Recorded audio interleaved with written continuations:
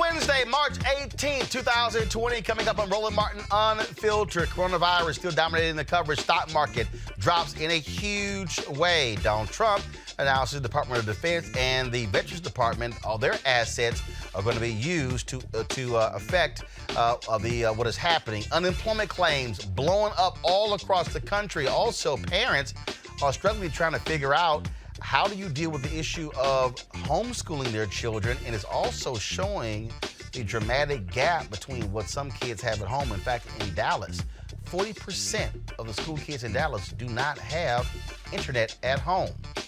Yeah, that's real. We'll talk to Steve Perry about that. Also, y'all know we have crazy-ass white people segment.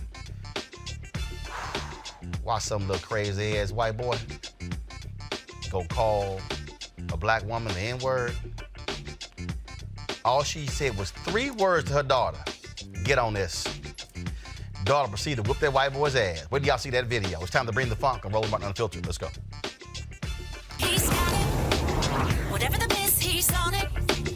Whatever it is, he's got the scoop, the fact, the find. And when it breaks, he's right on time. And it's rolling.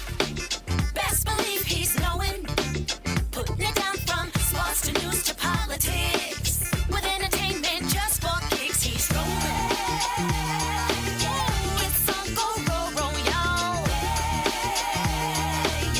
It's Roland Martin, rolling with Roland now. He's funk, he's fresh, he's real, the best, you know he's Roland Martin now.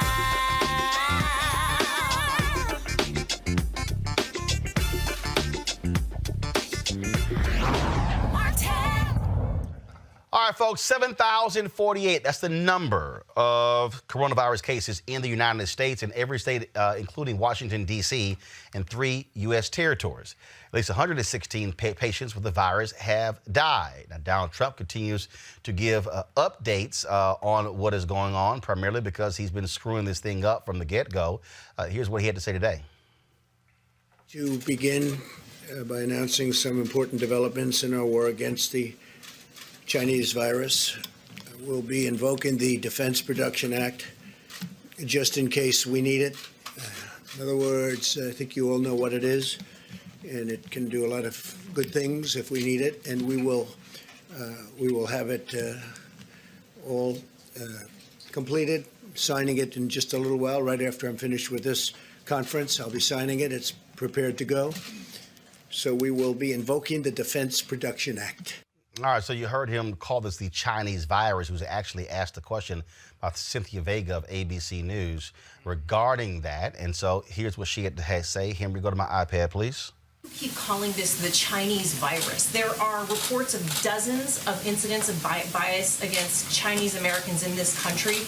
Your own aide, Secretary Azar, says he does not use this term. He says ethnicity does not cause the virus. Why do you keep using this? A lot of people say it's racist. It's not racist at all, no, not at all. It comes from China. That's why. It comes from China. I want to be accurate. Yeah, please, John, please.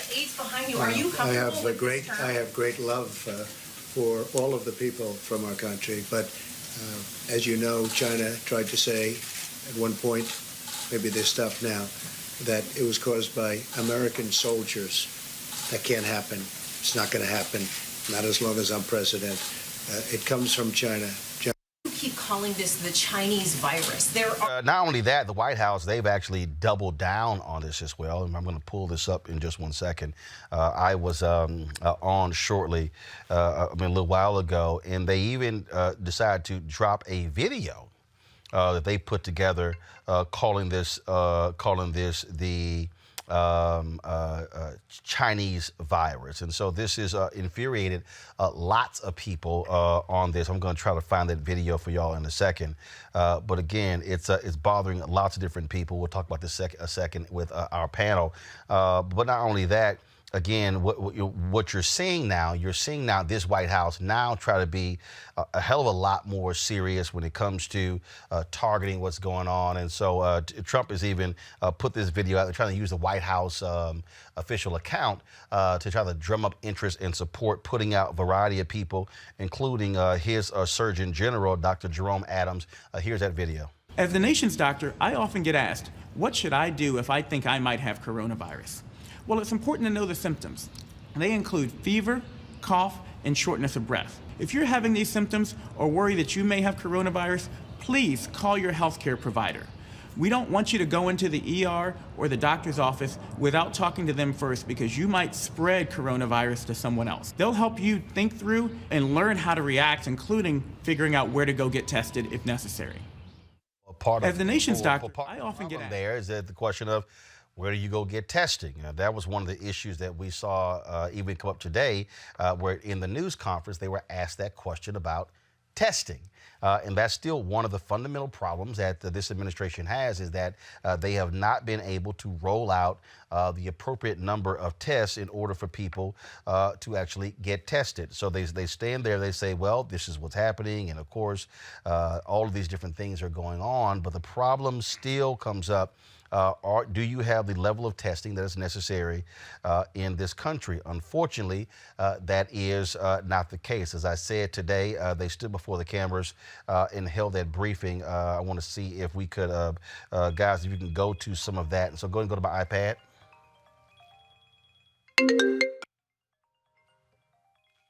All right, so we're sitting here. Let's see if we can pull it up here. So we're trying to do their broadcast, but it has been very interesting in terms of how you've seen this response take place. We're going to have it for a second. Some more of that news conference today from the White House as they're trying to get a handle on it. The Secretary of Defense spoke.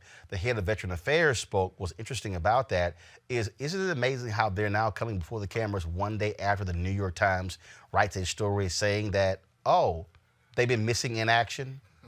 This is a guy who only follows media pressure. That's exactly what happens. All kind of people are trying to see in warning signs. Here's a video, a TikTok video, some healthcare workers put out trying to get people to understand what's happening with the coronavirus.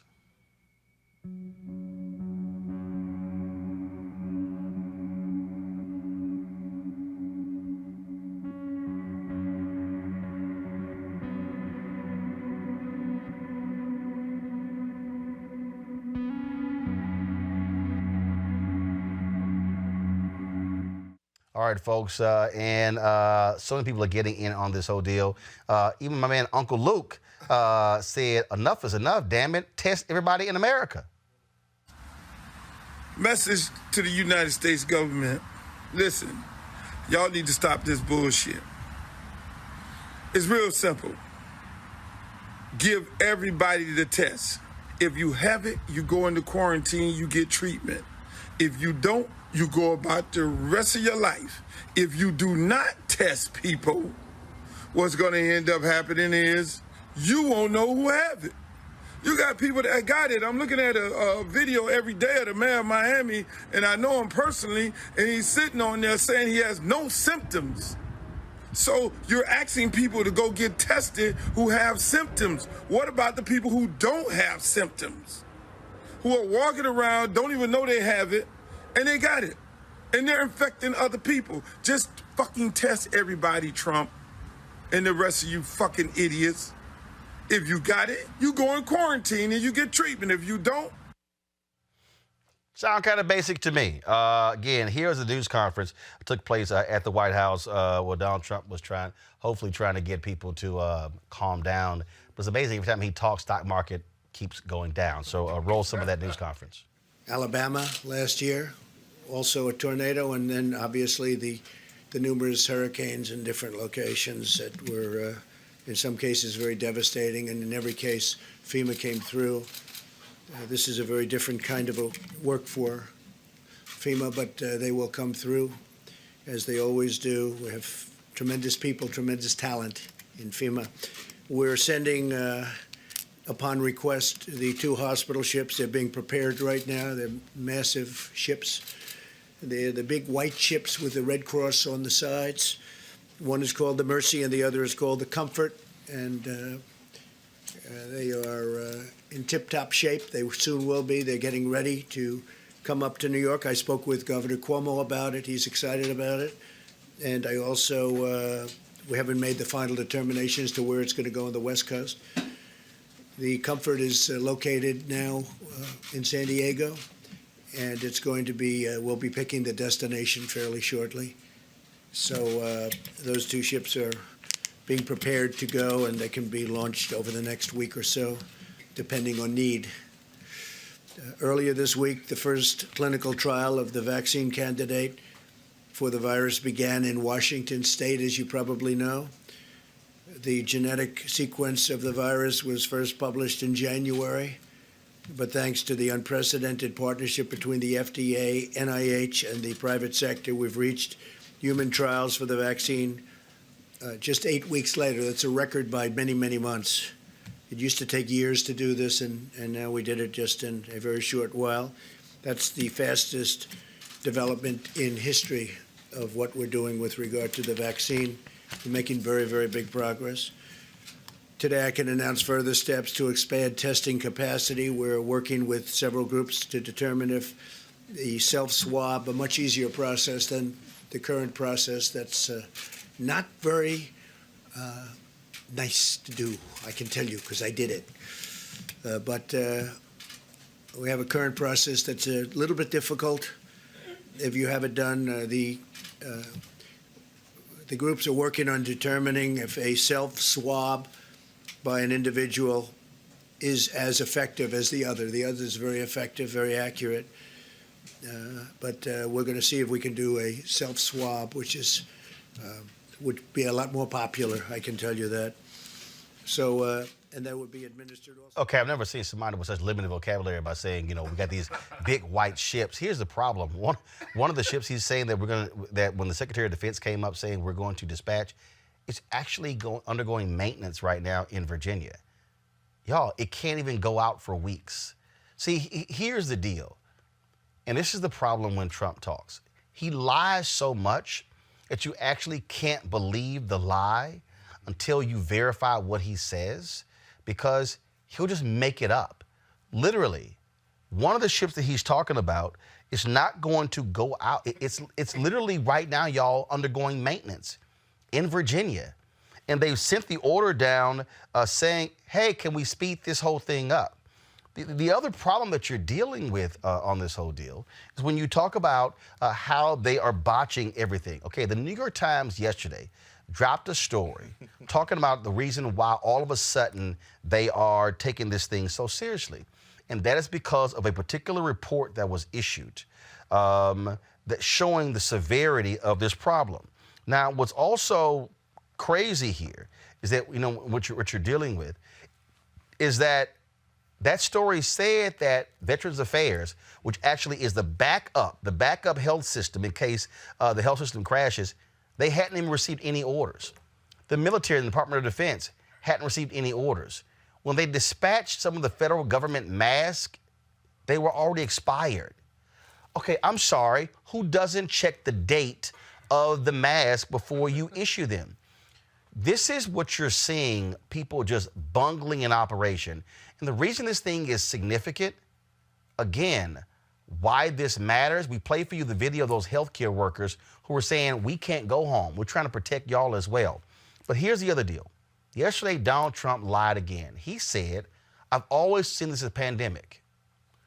This, y'all, is a video posted by Senator Kamala Harris on February 12th, 2020. Let me say this again. This is not a video she posted today trying to slam them. This is a video of a hearing of the Department of Homeland Security that she posted on February 12th. Play it. The American people also, Mr. Chairman, need to hear from the officials who are currently responsible for addressing this. And we need a public hearing with current government officials as soon as possible. It is critical to my state of California. I have spoken with some of the current officials and asked them why they are not here today. And they did not have they did not have a good response for why they are not. In fact, they went on to say, well, we have to take time to prepare talking points. The American people deserve them to be here this morning.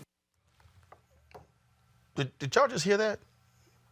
Okay, y'all probably missed that. I want you to play that again. The American people also, Mr. Chairman, need to hear from the officials who are currently responsible for addressing this. And we need a public hearing with current government officials as soon as possible. It is critical to my state of California. I have spoken with some of the current officials and asked them why they are not here today.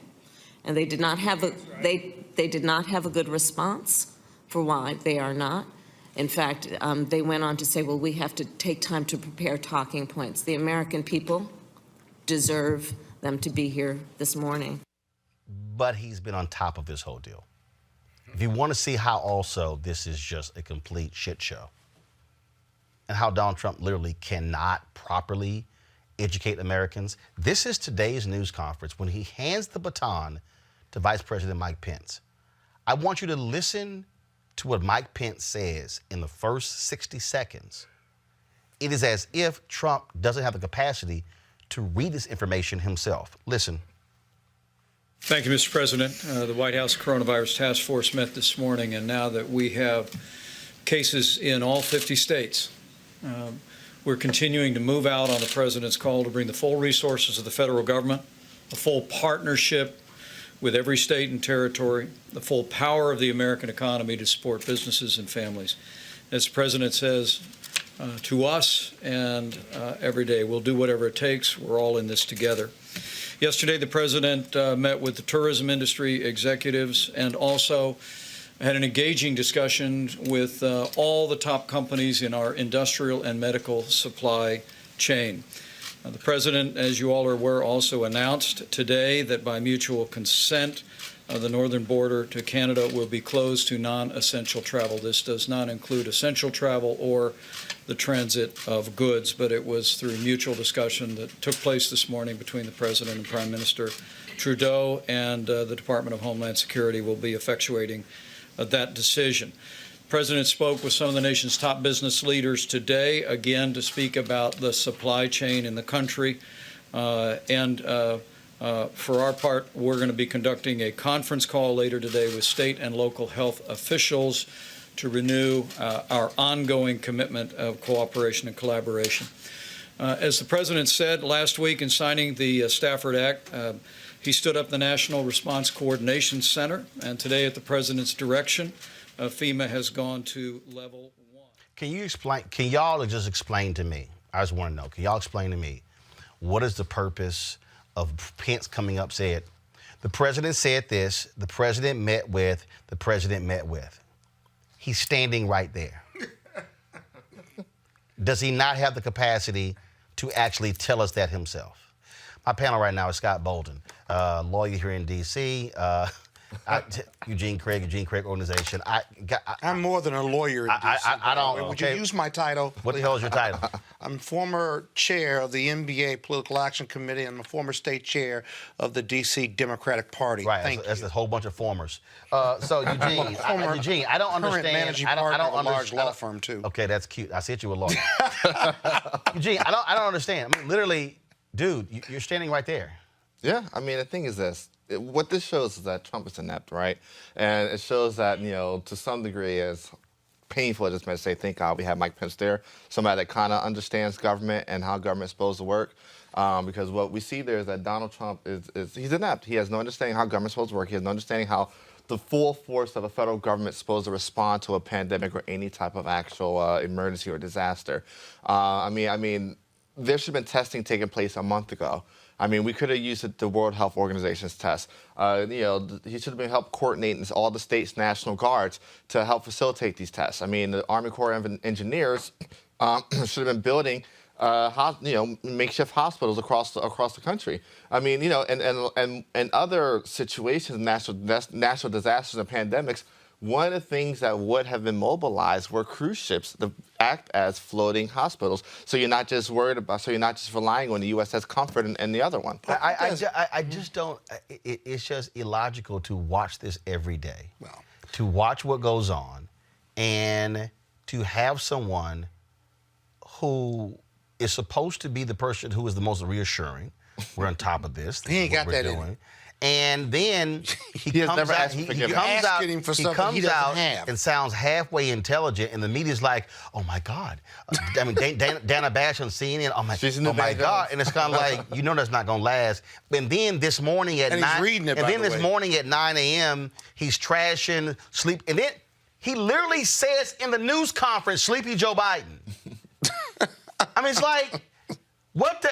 Go ahead. He's only programmed. It doesn't bother me that the vice president said what the president did. It's a bit odd, but who knows? I'm more concerned about the fact that we're way behind, one. Yeah. Two, this is not something you can catch up with right away. Look at Italy. Thirdly, 425 deaths overnight. exactly, and they're on total lockdown.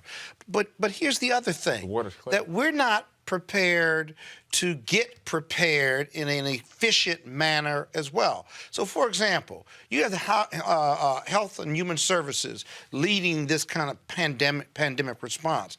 Well, wait a minute now.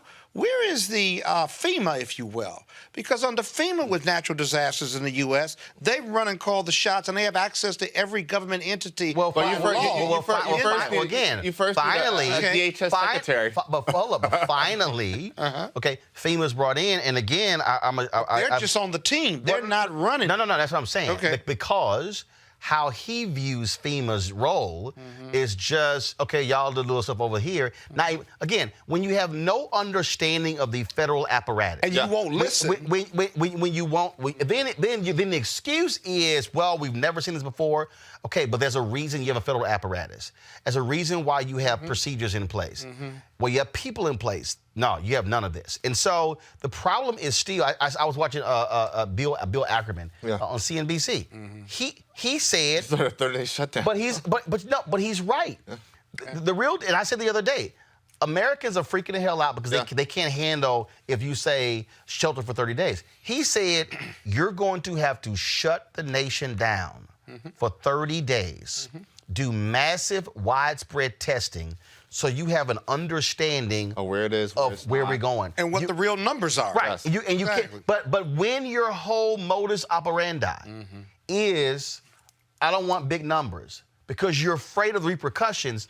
So Ackerman's whole deal is you can't do this piecemeal. They're coming anyway. This whole 15-day thing, look, I'm telling you, initially it was, okay, governors, then it was like, okay, don't congregate with 1,000 people. Then it was like 500.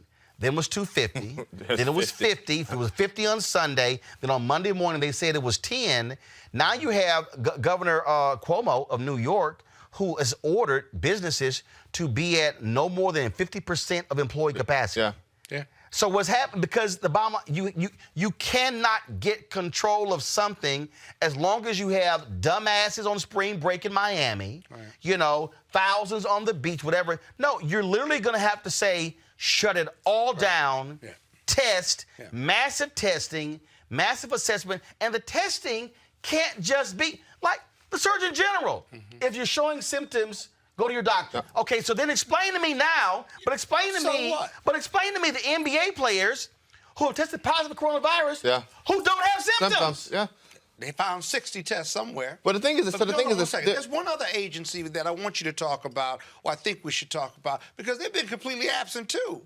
They built bridges, they built hospitals all around the world, right? The Army Corps of Engineers are capable of addressing this. Okay, but he mentioned it because he mentioned it today only, Eugene, because it was Governor Andrew Cuomo 2 days ago. One more time, somebody that understands the government. Give me the damn Army Corps of Engineers. And who has called out his own National Guard. Right, but that's why. Listen. What you're seeing right now is actually the beauty of the American system, right? The federalism of the American system. Where we have a breakdown in the federal government, you have governors who are, the main over their states stepping up. You have Governor Hogan stepping up. You have Cuomo stepping up. You have Whitmer stepping up. Even DeSantis down in Florida is doing his best to try to control what's going on. And he's attacking them. And he's attacking. He attacked the governor of Michigan. And the thing is this. We have somebody that's inept that does not understand government inside the White House. I mean, the best thing Team Trump could do right now, I'll be honest with you, is either to put this thing completely in the hands of Vice President Pence or bring in somebody like Barack Obama to actually handle the situation.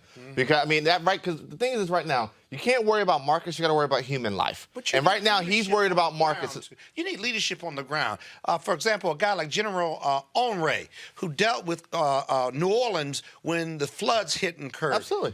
And with real leadership and a team that believes in him and have one goal and objective: get it done. But Save people, but when rebuild, you're not, what have you. That type of leadership has been lacking so far from day one in this this administration. pandemic. No one from day one in this administration. that person. And look, I mean, listen, real quick. FEMA falls on the DHS. You have an entire hierarchy over at DHS that's obliterated. You have no secretary, no confirmed secretary, no confirmed deputy secretary. They tried to throw Cuccinelli in there. The court just said he was illegally appointed. FEMA is the main agency anyway. But here's the piece, though. But again, though, what you have, though, you have so much focus, unfortunately, on what's happening with the stock market. That, to me, is an issue. Bill Spriggs, of course, is AFL-CIO economist, formerly head of the economics department at Howard University. Bill, this is the problem that I have here with this whole deal. The coronavirus, the whole focus has been driven largely by stock market. It hasn't really been a health issue. Now, all of a sudden, we're seeing the economic ramifications, stock market going down. We wiped out all of the stock market gains since Trump has been president. We're now at the levels when Obama left the White House. We're now seeing unemployment numbers, claims blowing up all across the country. They're talking about a $1 trillion infusion. There are others who are saying, no, this thing is so significant.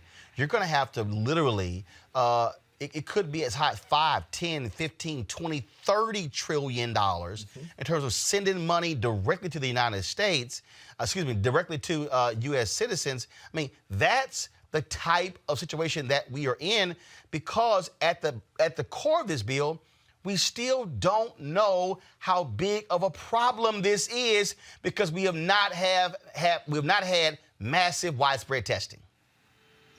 Well, we didn't have the testing, so one of the problems is even the steps that have been taken, we don't have a way to evaluate how well they're performing because of that. But this is also an economic issue, and it's an economic issue and a health issue, because this is a downturn that's centered around service sector workers. We're shutting down the restaurant and drink establishments. There are 12 million Americans who are employed in food and drinking establishments. That's the size of our manufacturing workforce. So what we've just done is pretty much equivalent to telling every factory in the United States close when you think about how many people are involved. But these are low-wage workers. Most of them do not have paid leave. Many of them have no leave at all. They don't get to take sick days. Many of them have earnings that are too low to meet the earnings test to get unemployment from their state. Many of the states have put up very poor systems for people to access unemployment. So we're talking about a real catastrophe from a health and economic perspective when you look at the frontline workers who are being affected, and think about the frontline health workers that you are hearing are catching the disease because the hospitals and the administrators fought against implementing OSHA regulations that would ensure that workers would have the proper protection. So we're going into this in Washington, D.C. Just recently. We had an EMS station where one worker tested positive, and now the rest are under quarantine. Well, and again, that's where we're struggling in such a huge way, because what people don't understand when you talk about this whole issue, what people don't have with those resources, when you listen to the Surgeon General say, call your doctor, what in the hell do you do with the people who don't have doctors? The number of low-income people who, frankly, rely on emergency rooms. Then you have an administration that hated the Affordable Care Act, did everything they could do to knock it down. Then you had Republican states, those governors and legislatures, who didn't want to have Medicaid expansion. And so now what we're seeing right now, we're actually seeing our system being stripped butt naked and exposed for what it is. In a moment, I'm going to talk to Principal Steve Perry and what's happening on the education, because all the people who are saying, shut the schools down, homeschool them, or you can go online, but then you got I mean, South Carolina, they're actually converting 3,000 school buses into mobile Wi-Fi units because guess what? The kids don't have internet. And so you got all these people who are walking around, and I keep telling people, stop assuming because, you know, you're middle class and you've got Wi-Fi in your home and you've got cable and you're able to go to Costco because you got a Costco card. Well, guess what? You got to pay for a damn Costco card. There's a bunch of families who can't even pay for a Costco or a Sam's card, and these people are wondering like, oh, I don't understand what's going on. And so now you have, Bill, calls from people like Mark Cuban. I saw Ali Velsh's show who was saying this is now, when you have a calamity, now you deal with your structural issues of inequality. And so from your vantage point, how do we do that? Because if you're now talking about dropping $1 and $2 and $5 trillion directly to Americans, how do we now confront what has been a fundamental problem in this country for decades? Well, this is one of the big problems. The Senate just finally, this is Wednesday, they finally signed off on the House bill passed last week to make sure that we would have paid sick days. And this is common sense. The people who are serving you food, they're serving you food, and you don't want them to have a paid sick day. You'd rather have them come to work sick than have them stay home. This is the lunacy, but the Senate and the White House fought against paid sick days for all workers. They limited it so that it's only workers if your establishment has more than 50 workers or fewer than 500. So you left out somewhere between 6 and 19 million Americans who are working and still will not have paid sick leave. But here's the thing, it's crazy, Bill. Okay, so you take, I mean, look, I have a small-owned business. That's what this is. I have 12 employees. So the problem is what you just described, we don't qualify for. And if you look at black-owned businesses, there are 2.6 million black-owned businesses in America. 2.5 million only have one employee. And if then look at those 100,000 that have more than one employee, most of them don't have, frankly, more than 10 employees. So when you start talking about how this impacts different sectors, I mean, these are people making decisions and you're not dealing with true small businesses in America. Well, they aren't, except they write out exceptions. Their way of dealing with it is to say, well, we'll exclude you so you won't have to deal with that. But here's the reality. For those small businesses, if you're a restaurant owner and you don't retain your workers and they get let go, when we finally get a hold of the disease, maybe 9 months from now, everything we hope will be back to normal if we're doing the right steps now. Where are you going to find your workers? You let them go. The number one thing is to provide paid sick leave to paid leave for these workers so that they stay attached to their employer so that when things resume, the employer isn't going around saying, now I got to recruit a whole new workforce in order to get myself up and running. Right. This is for the business's protection as much as it is for the workers' protection. Is this also time, Bill? Is this also time to also deal with the fact that you have a lot of these major companies? Again, I'm going to pull an Ali Velshi tweet up in a second where he said, where you have a lot of these CEOs who are making 220 times what an average worker is earning, and now all of a sudden, everybody, Bill, is lining up for a bailout. Airline industry. But Boeing wants a $60 billion bailout when, in fact, Boeing's problem really had to do with the 737 MAX.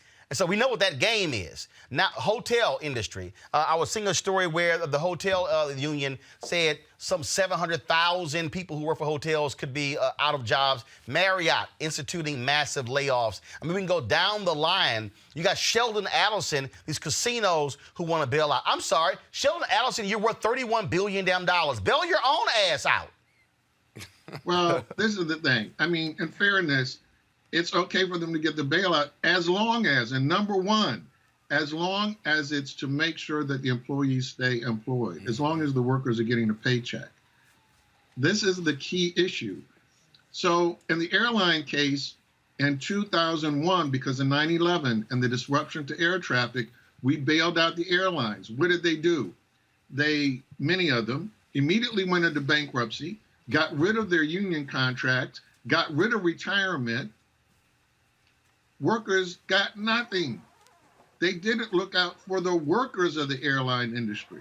And so the airlines are back again, and now they're asking for another bailout, no strings attached. No, I'm sorry. Again. I'm sorry. No, this is where you have to have members of Congress with integrity who say this bill is not going to go forward unless you're protecting workers. If you're Nancy Pelosi, if you're Steny Hoyer, if you're Jim Clyburn, if you're any of them, I don't expect the Republicans to do any of this, but somebody has to say, no.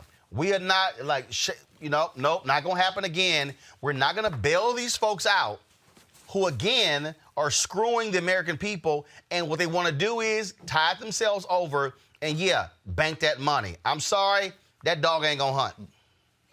Well, it shouldn't. And as you mentioned, retailers now want a bailout and fairness. Again, in the public interest, we've asked them, please don't open up. Please don't do that.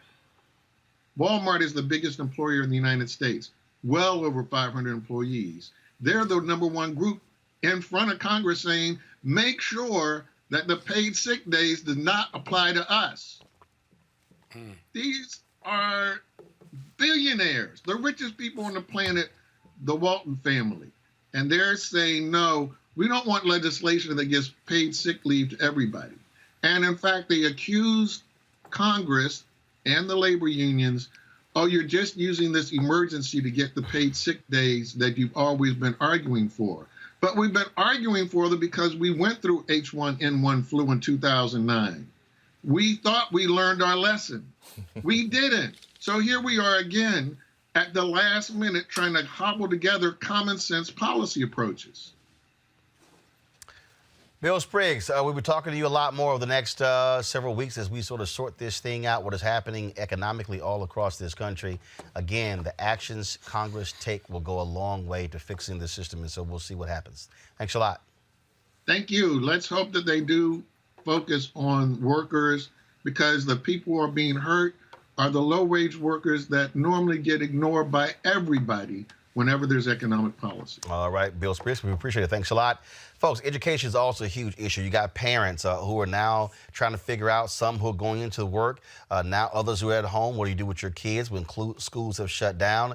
Universities and high schools, middle schools, elementary schools are saying they're going to go to distance learning online. But what happens when you're at home and you don't have the internet? Joining us right now is Principal Steve Perry of Capital Prep. Steve, glad to have you here. I was reading this story, Dallas Independent School District. They were talking about this here. They say 40% of their students, we keep talking about food, which is obviously important, and things along those lines. They say 40% of our students don't have internet. Well, that's interesting, because one of the things that's starting to happen is that, first of all, hello, Roland, long time no see. One of the things that's starting to happen throughout the country is some of the large internet providers, at least in the Northeast, I don't know about down south, are providing free internet for families during this time.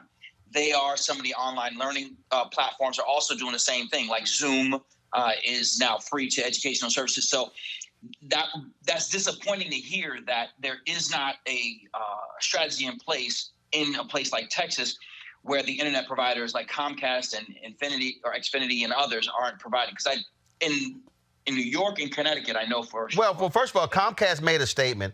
which they actually posted, and I'll pull up in a second. But here's the deal, though. Again, if I don't have a router at home, I can't pick up the internet. And so, and what this is exposing, just like when it comes to on the economic side, what it is exposing are the gaps in the difference between, again, people who are middle class or upper middle class and people who don't. There are a lot of people who, if you're middle class, you go, it's like the whole deal with voter ID. You have these arrogant people, like, I don't understand, what's the problem? I mean, you have a driver's license. Well, guess what? Not everybody drives. And then a lot of people who don't need a driver's license because it's just not a requirement. And one person may think, well, this is just so basic, it's just so expected, like, why don't you have it? Not realizing somebody else's situation. To the point where you were saying, Henry, go to, actually, let me pull it up. Let me switch over here and pull up on this iPad over here. Comcast made this announcement a day ago. Henry, if you can pull up, you can. Today, we announced a comprehensive COVID-19 response to help keep Americans connected to the internet, offering free unlimited data, opening Xfinity Wi-Fi network nationally for free, waiving late fees, and helping low-income families get connected. What's happening, though, with a lot of schools, they're realizing not all kids have iPads. Not all of them have computers. And so we're now seeing, again, this thing exposing the difference between the haves and the have-nots. So who could disagree with that, right? But one of the things that is happening, Roland, is that many school systems are, in fact, allowing children to check out iPads or whatever the platform that they're going to be, whatever the mechanism they're going to use to use their online learning. So whether it be an iPad or a MacBook or Chromebook or whatever, they're allowing children to sign them out. And what is important about that is I think we have an opportunity that we've never had before in the American, not in our lifetime, in the American academic experience, to rethink the way in which we educate. Right. We actually now can begin to create schools of one like never before. We're very excited, believe it or not, Roland, about what we can do academically. However, there are real challenges. So on Tuesday, after school, there were helicopters flying above our school in Harlem because there's a bit of a war going on between a couple of communities. And because we're a charter school, we have children coming from various communities. And because we're in a densely populated area, there are kids coming from different communities coming to a central area. One of the young brothers who attends our school said, and this is before Corona was part of our decision-making process, he was concerned about summer. He said, the reason why I come to school early is because I need to get about this foolishness. We have real contextual challenges that are occurring that we're not thinking about. Our schools, in many cases, are the safest place for many of our children. Again, the kids I work with are in places like Bridgeport, Connecticut, and Hartford, Connecticut, and Harlem, and the Bronx. Communities that are struggling in many ways. And so our children are afraid to be home. So while we're excited about what we can do to teach them, and I wish I could show you some of the really cool things our faculty are putting together, I also have to keep in mind that what's happening in our community is a real thing. Our block was surrounded by police officers just because kids were getting into foolishness. It's not even summer yet. Well, it is certainly, I think, for a lot of people, showing the gaps in our education system. Our income system is showing the gaps in employment, in healthcare, and in moments like this. And I would hope you have people who are not just focused on the short term, but realize that, hey, this is one of those opportunities that you can use to actually deal with some of the larger issues. I said this, same thing, if you read Ron Susskind's book, Confidence Man, talking about the economic team of President Barack Obama, he said that he actually had on his campaign team, he had an A team, but when he got to the White House, he chose the B team versus the A team. Here's an opportunity where we need our big thinkers to say, how can we deal with some of the structural issues when you have this sort of calamity? I'm not quite sure that they're going to be thinking that way, but I think we should be pushing them to think much bigger and broader. Steve Perry, always a pleasure, man, and keep handling your business. Likewise, bro. I want to go back to my panel here. Lauren Victoria Burke and then PA joins us. Folks, I mean, this is, I go back to what I was saying with Bill and with Steve. You cannot ignore these major things that are going on and how you do have a moment. You actually have a moment to actually deal with some structural stuff. If you got people who are thinking like that, or it's just send more money out and then it's gonna fix it.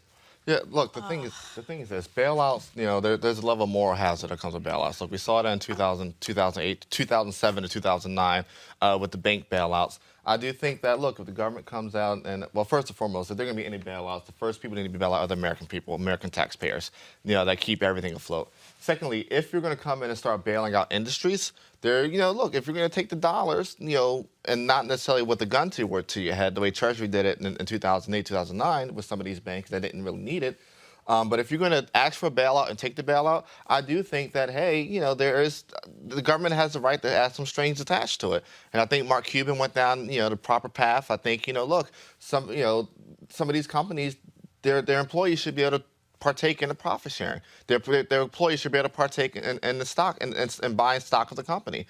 I do think you have an opportunity to deal with some of the structural things here. But one, you have to have the will of government, and two, you have to have the will of the people. Hey, I'd be satisfied if it's part of the bailout, because I do believe in giving it to the industries that are hurting, but that the employees who were in place when you laid them off, they come back, you get back to status quo, and then at some point, obviously, you're free to make whatever management decisions you want to make, but they have got to be there for some period of time so it doesn't look like you're going to fire them to take advantage of the bailout, minimally. Now, you can do a lot more with that, but minimally, that ought to be the case. Because if you look at the auto industry and some of the other industries that were bailed out under Barack Obama, they made them turn around. And the other thing is this. You could also make some of these loans whereby the industry or the industry participants would have to pay the government back. Right. And that's worked. You can't, Lauren, bottom line is you cannot sit here and have a system where these companies are participating in changing these laws, having these carve-outs. I'm sorry, if you're going to line up for taxpayers to bail you out, to me, it better be some hardcore, stringent rules put in place. And this is real simple. If you don't want to abide by them, you're on your own. Yeah, well, like what Eugene just said, I just got off of 95 coming from Richmond. I spent the day with Lieutenant Governor of Virginia. And the biggest thing that we get in terms of panic are three sectors, right? So small business owners, obviously, faith leaders, pastors, and parents of kids. And we know what that's about. Obviously, their kids with them. It's really not an economic thing. It's just a child care thing, which is actually an economic thing. But at any rate, the panic is real, and it should be real because some of these business owners that we've been talking to are going out of business within 14 days. Yes. So Mark Cuban was right when he said that let's not be giving businesses this money so they just reinvest in their stock. Right. Okay. And what Eugene just said, and what the president is endorsing with this 2,000, I'm telling you right now. I mean, my major was in history, but I don't think you need to be an economist to figure out when people cannot pay their rent, when they cannot pay their mortgage, when we have a country whose average savings account is like $500 or $600. Okay, those margins cannot be withstood. They're too tight to go 2 and 3 months with no income. Right. That can't happen. And I hear first of all, while you're talking, keep going. Henry, go to my iPad. Justin because HUD, Fannie Mae, and Freddie Mac suspended foreclosures and evictions during this whole outbreak. Go ahead. Right. Justin just texted and said New York is suspending debt collection. Yeah. Of some type. So that conversation has got to be accelerated very quickly. Yeah, I mean, you've had, of course, when Trump made the announcement about student loan. No, when they said they suspended interest. No, forget that. Right? No, you got to stop. You got to suspend right now the payment of student loans. And forget tax credits and all this nonsense dancing around the edges. I'm talking cash money, and it's good to see that the president is endorsing the 2,000. Person. That's the direction. First of all, when Tom Cotton.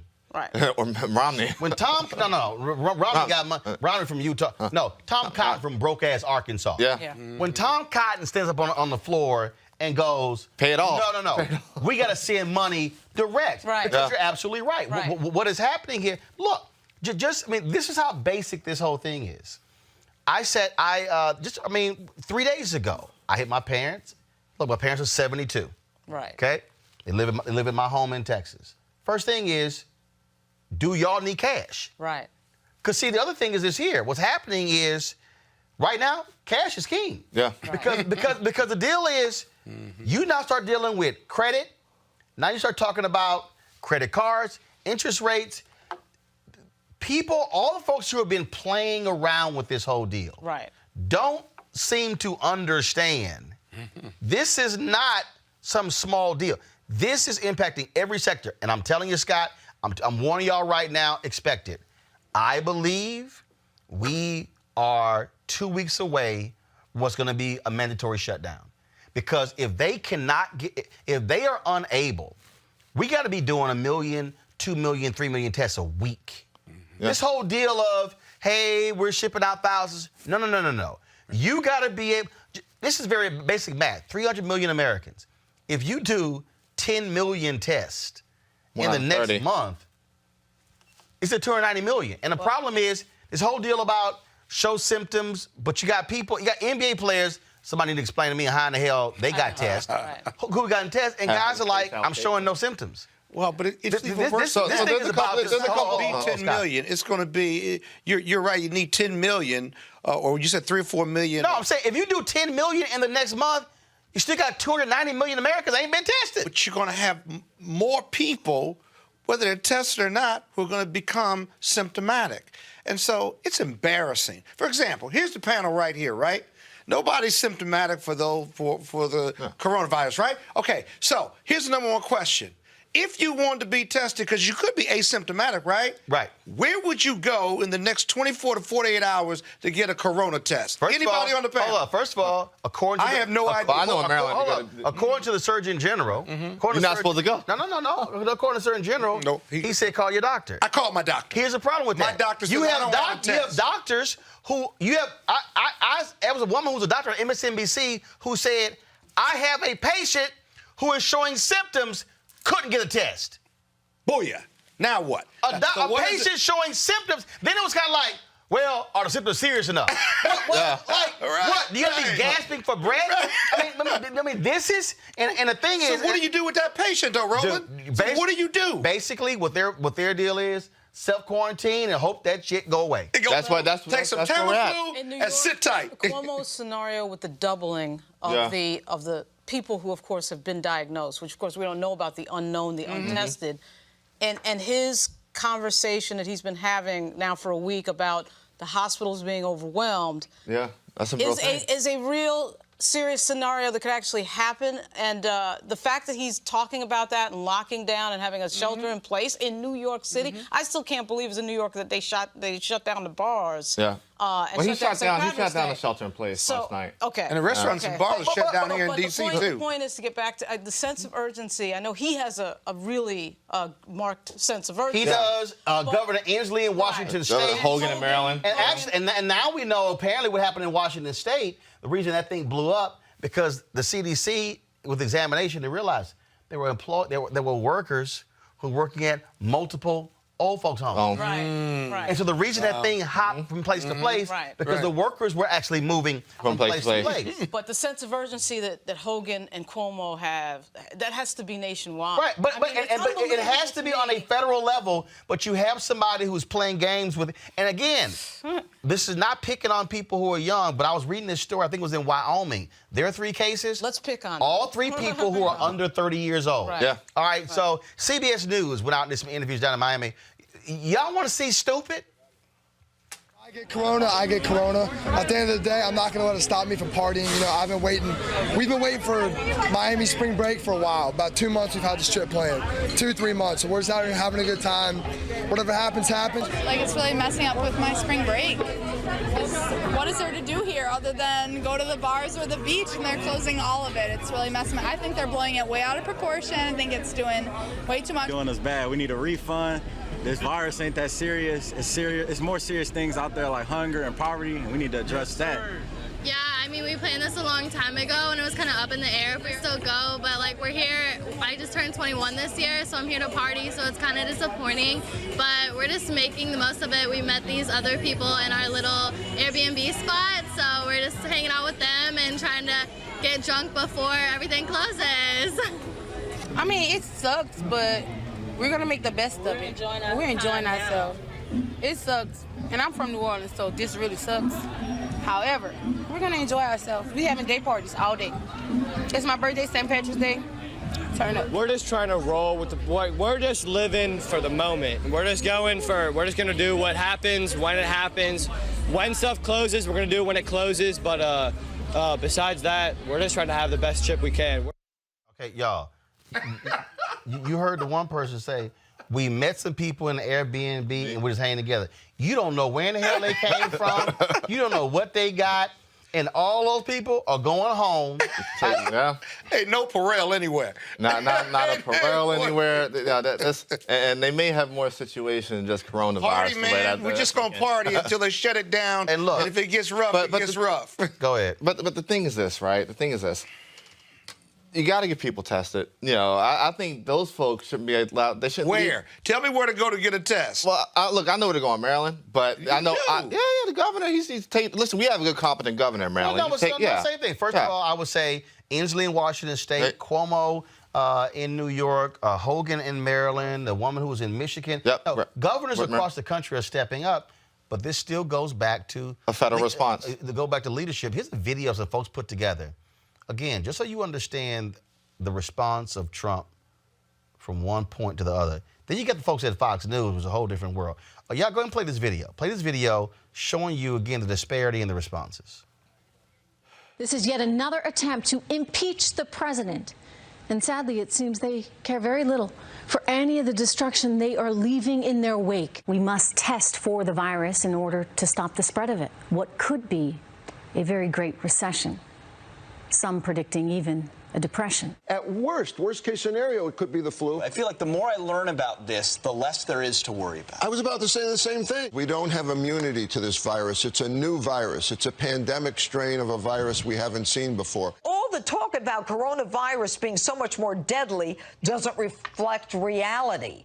Without a vaccine, the flu would be far more deadly. We are facing an incredibly contagious and dangerous virus that is moving across the world from one hotspot to another. We're going to call out anyone and everyone who's using this virus as a political weapon against the president. The standard flu every single year kills tens of thousands of Americans. We are now entering what will be the crucial defining 15-day period as it relates to this virus, where we must slow the spread of coronavirus. It's actually the safest time to fly. Everyone I know that's flying right now, terminals are pretty much dead. We have a responsibility to slow down this virus and to think of other people during this time. And so if you can keep your distance and prevent someone from getting close to you that might be sick, you could save your family, you can save the elderly, and help our country as a nation. It is absolutely disgusting that Democrats are seeking to use this complex virus to score cheap political points. This dangerous health crisis could dovetail quickly into a political crisis, already feeling economic ramifications of it all. Here's what I think would happen. I think Suzanne Scott, the CEO of Fox News, had a meeting and say, dumbasses, our audience, they're the ones who are most vulnerable. Take this seriously.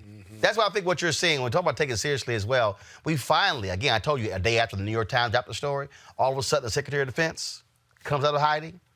Secretary of Veteran Affairs comes out of hiding, and then they came to the podium today. I'm just saying, you finally figured out they work for the administration, Donald Trump. Watch this.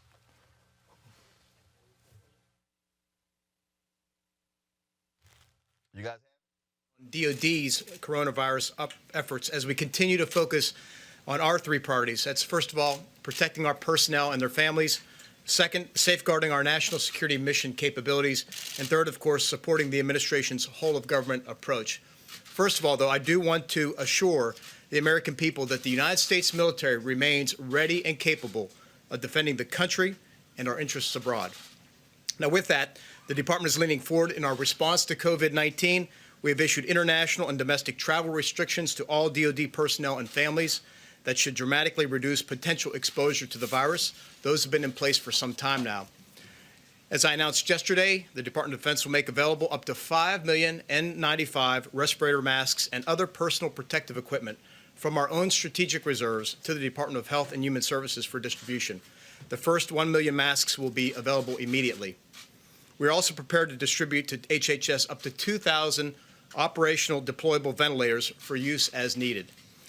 Yesterday, I was at Fort Detrick, Maryland, which is probably the military's premier research institute, where I got updated on the incredible work our people are doing as part of the interagency team to work on vaccines and therapeutics. They are making great progress there. We also have announced that we've certified our 16th lab, or will soon certify our 16th lab to help with processing tests from across the country. Additionally, I have directed, as the President mentioned, that the hospital ships Mercy and Comfort be prepared to deploy to increase the nation's medical capacity. And we have also alerted a variety of field and expeditionary hospitals to be prepared to deploy as well as needed, based on direction from the Commander-in-Chief. Today, leadership from the Army Corps of Engineers is in New York, meeting with Governor Cuomo and his team. I spoke with Governor Cuomo yesterday, and other governors. I will be speaking to more in the coming days to make sure that they know what DoD can provide through our system to address their needs. In my conversations with governors and members of Congress about DoD's resources, I've made it clear that we will continue to support the administration's comprehensive efforts and the country every step of the way while ensuring our nation's security remains the top priority. I want to conclude by thanking again all of our service members and their families who have been affected by this outbreak. They are all great heroes. We are continuing to support them throughout this. We are all in this together. Thank you all very much. Thank you very much.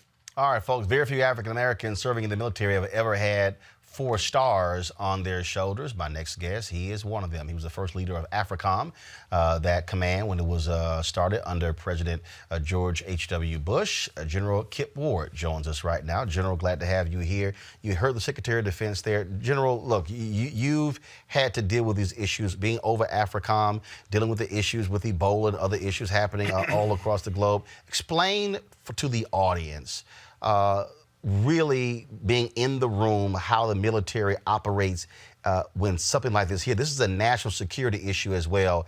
You know, how do you mobilize? We heard that in the military, look, that they've canceled all domestic international flight, allowing people to stay where they are. So give us a sense of how the military is operating and thinking right now.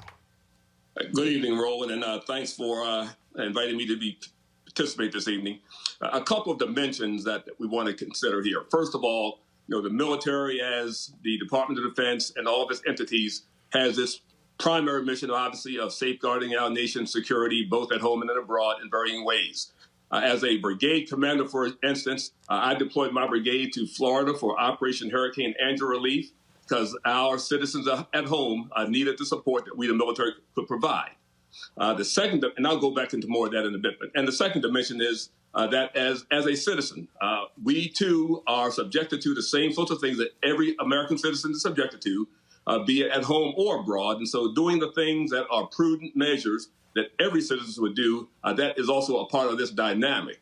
So when you look at the specifics of the reaction, the activity being undertaken by the military, candidly at this point, my understanding is that you have as well. I'm not deeply involved in this at this time, but understanding the processes from the standpoint of what you do to protect the force. And those are the things that are common things that are being done by every American citizen that candidly are our first line of defense when it comes to protecting ourselves from COVID-19, this spread of this virus. And then secondly, the things that can be done by the military as an institution of our federal government that will support the efforts of our other agencies, local, state governments, with respect to being able to respond, address contingencies as they arise. And in this particular situation, we're learning things every day, and then being able to present these sorts of contingencies, alternatives to the decision maker such that those resources can be brought to bear if needed, where needed,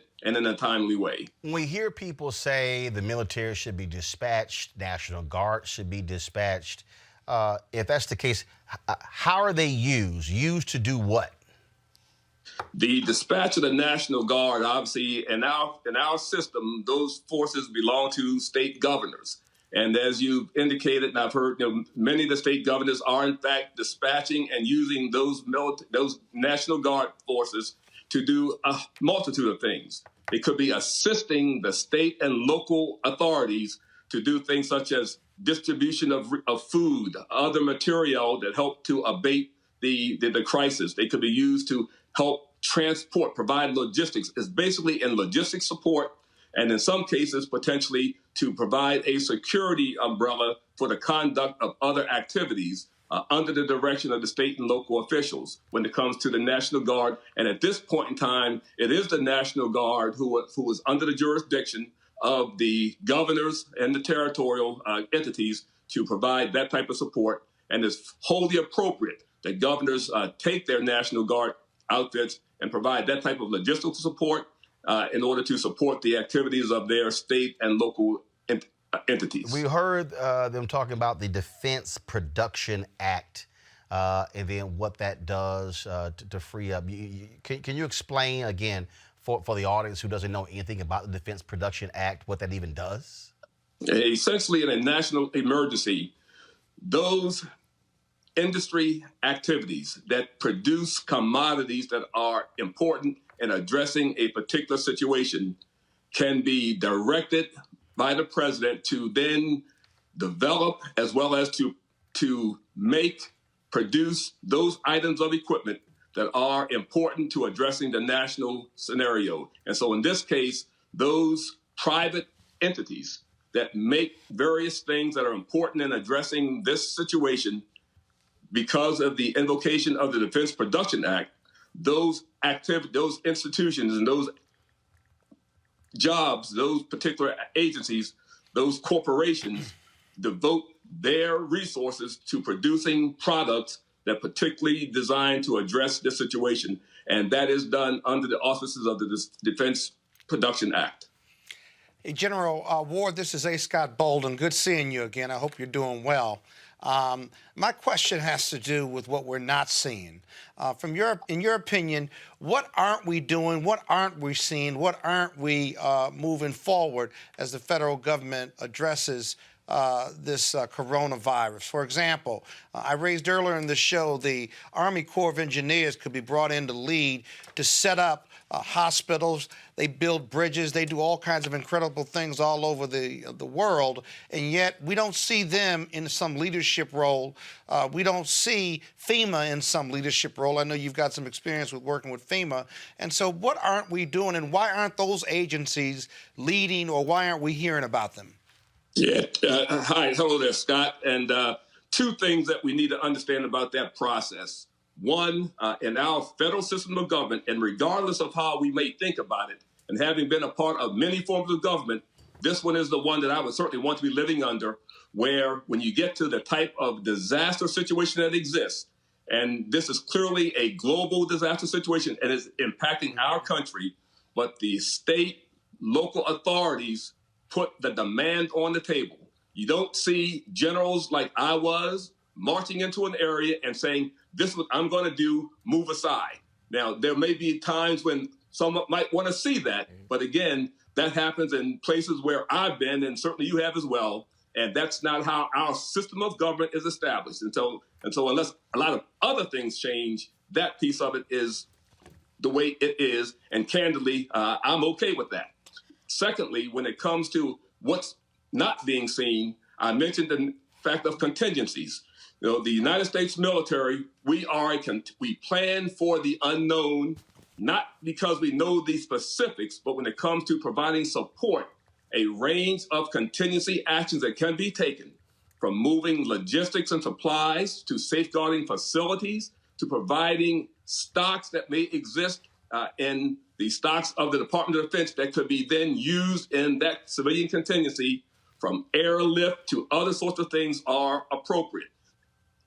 The response is contingent upon the examination of the specific activity at the time, as opposed to doing things, and to use a term that I use when I served AFRICOM, you want to add value and at a minimum do no harm. And so as you add value, that value must be from an informed position, and that information is derived from how you understand what you're getting from state and local entities. And then once that's understood, you respond in kind as best as possible when it comes to moving forward and supplying with either logistics, augmentation of personnel, some organizational activities. And so the various entities, be it the U.S.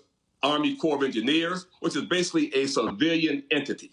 It's basically a civilian entity that comes together.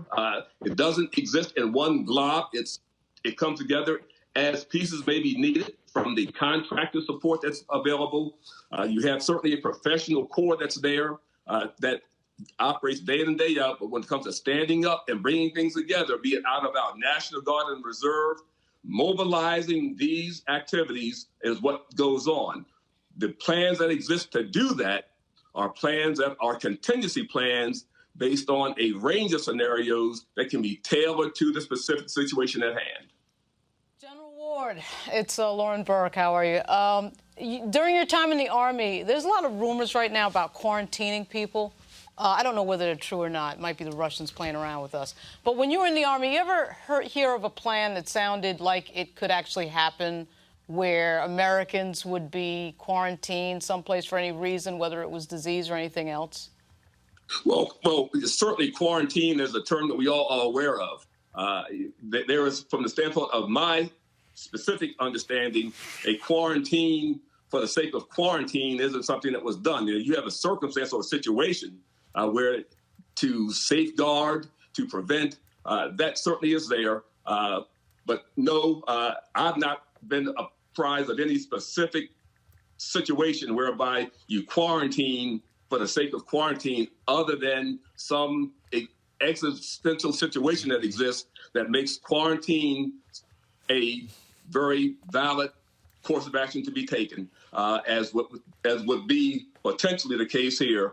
And as right now, in a sense, we are there. I mean, I'm here now, I will, quote unquote, grounded because I'm taking the advice of those who say it's best to stay put and prevent the spread of this thing. And when you see folks who don't do that voluntarily, well, it's kind of like what President Kennedy said many, many years ago, ask what you can do for your country. What every individual American citizen can do to help combat this is to interact as little as possible, because the more you interact, the greater potential is for this thing to spread in ways that we still don't understand candidly. And the greatest prevention to that is to stay put so that you don't risk the spread of this disease. And in today's global environment, it's even more a potential if the mixing, the interaction is such that it just enhances the potential for that happening. And so quarantine, if the situation demands it and requires it for many reasons, would be an appropriate course of action given all other options and alternatives having been tried, tested, or deemed to be would not work. Hi, General Gene Craig here. Question. So we have an absence of leadership right now. And so my question to you is, being someone that oversaw AFRICOM and, has a thorough understanding of, what disaster response looks like on multiple different levels and different scales, if you were president, who would be the one person that you would, appoint essentially as the point person to handle this response, to bring all the levers of government together, local, state, federal, and how would you empower them? Because I think that's what we need right now. I mean, a lot of the governors are stepping up, but the federal response just isn't clicking right now.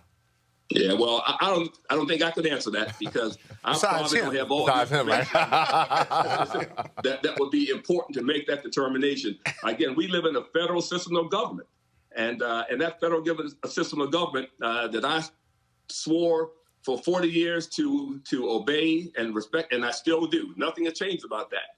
And unless we're to throw a lot of other things, then we have to ensure that what we do in our federal system of government works.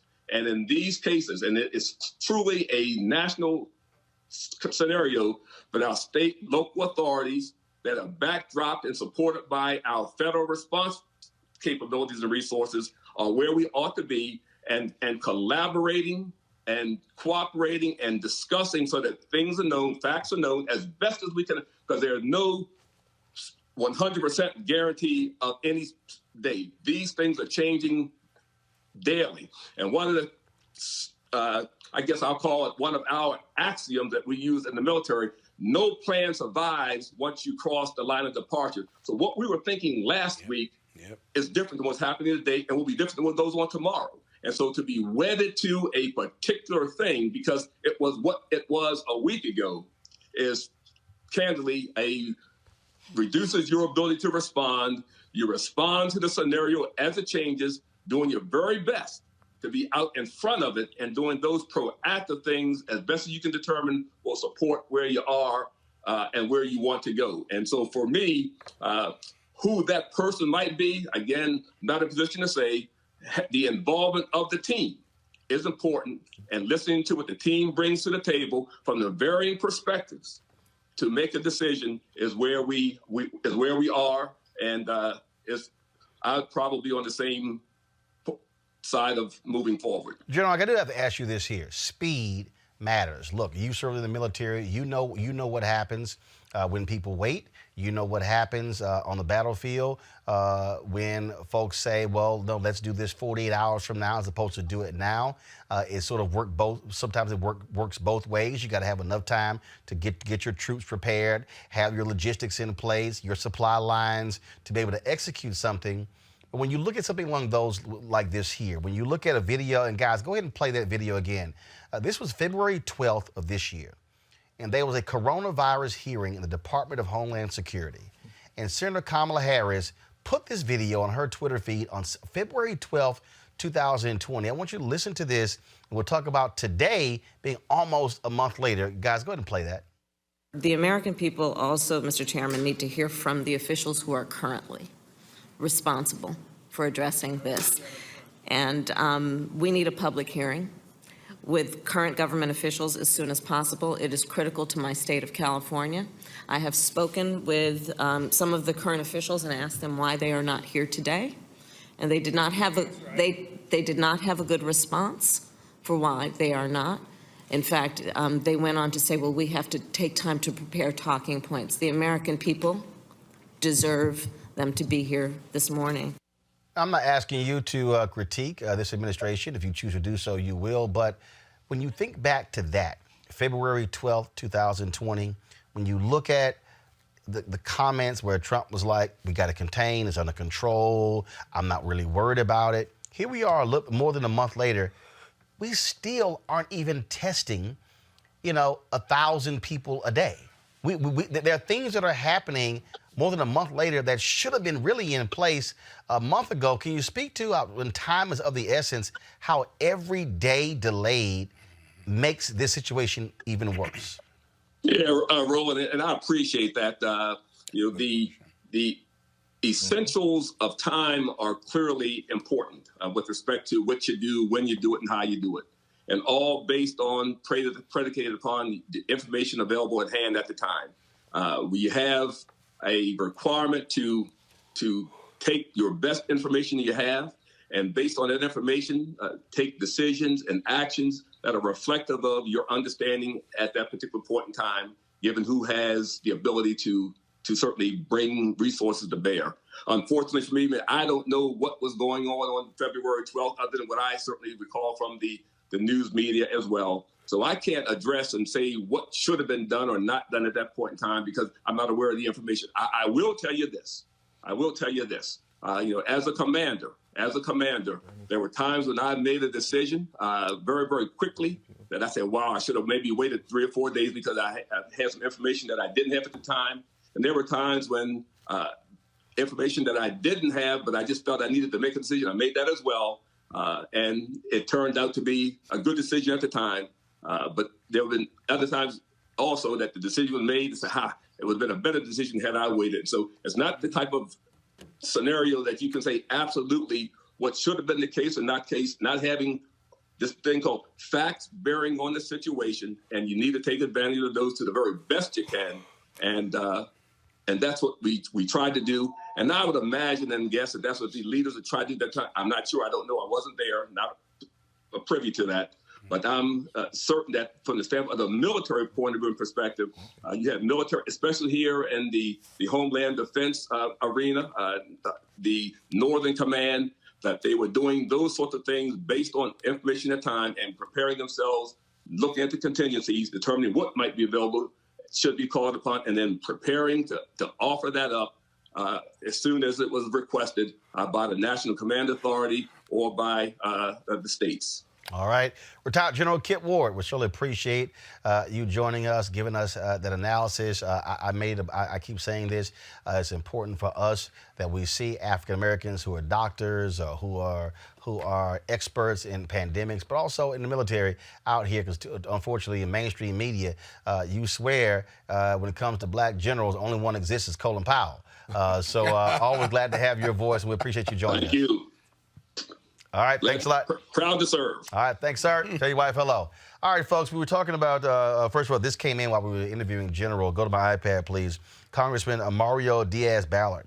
a Republican out of Florida, has tested positive for coronavirus, becoming the first U.S. lawmaker to contract the virus as spreading throughout the United States. Remember, a number of folks were down there gathered at Mar-a-Lago, where different people tested positive. The mayor of Miami and so many others. Matter of fact, the chairwoman of the Republican National Committee, y'all noticed that they announced that she was being quarantined, but there's been no word about the testing because the White House complained that they complained that she went public with having symptoms. And again, that to me speaks to a White House that's unwilling to deal with reality and just wants people just to shut up and be quiet. Also, while we were sitting here talking, I got this tweet here, and I got to go ahead and talk about this here because I think it speaks to the problem that I think we have. So, you heard the people who've been quite critical of these stock buybacks in these companies. Well, this person, Lee Fang, just put this tweet out, and I had to pull it up, and it says, holy shit, Boeing spent $43 billion on stock buybacks, helping more than double its stock price in 2017, 2018, enriching shareholders, only to melt down from its mass-produced faulty planes and the current coronavirus crisis. Now they need a bailout, and you see they have the story there from nakedcapitalism.com. But here's the thing. They want a $60 billion bailout. Mark Cuban was right. I'm sorry. Yeah, Mark Cuban was all really these companies who spent billions, the $1 trillion they were able to bank from the Trump tax cut. What do these companies do? And the thing is, we kept saying Trump was lying. Oh, they're going to use his money and put it back into the companies and the workers. And the CEOs were literally on panels saying, no, we're not. We're going to do stock buyback. And that's the trickle-down nonsense that we've heard for years. I'll give Trump a little credit at this moment, though. He's headed in the right direction with the 2,000. Hopefully 2,000 per person. Nobody will get in the way and stop him. But the same thing happened when we did the bailout in 2008. We gave a bunch of money to bankers, right? And what did that get us? Pretty much absolutely nothing. My view was let them jump out the window like we did with the... I'm sorry. I'm sorry. Hey, Boeing, you're a plane maker. Guess what? Your financial problems are because of your Russian, the 737 MAX. That's the deal. And I'm sorry, Boeing does not... 100,000 employees. That's not what happens to their 100,000 employees around the world? Boeing's. The bigger thing about Boeing is this. Which is why the CEO got forced out, and it's a new CEO. Yes, but we know Boeing as the plane manufacturer that pretty much supplies, most of the American airlines. The government knows governments, other countries around the world, too. The government knows Boeing as one of their top defense contractors, and also the producer of most of the things that NASA needs to continue their operations. So that's why they're asking for a bailout. But I agree, these companies, they should have did what Apple's done over the year. They should have done with a lot of our strong top 20 companies in the country. They held their cash for a rainy day like this. Scott, Boeing, 2 years ago, Scott, 3 years ago, this isn't the business show, but 3 years ago, everybody was asking. No. 3 years ago, everybody was asking what Apple's going to do with the $100 billion cash they had. They waited for a situation like this. And Google. Everybody say, what as a Republican? What do you mean? I don't believe in bailouts. Let me tell you something. I believe in moral hazard, all right? It's a stronger company. Wait, hold on. Shareholders. I believe in moral hazard. But if we're going to bail out, it needs to start. If we're going to bail out anybody, it needs to start with the American taxpayer. Listen, me being a Republican. Hold on. Wait.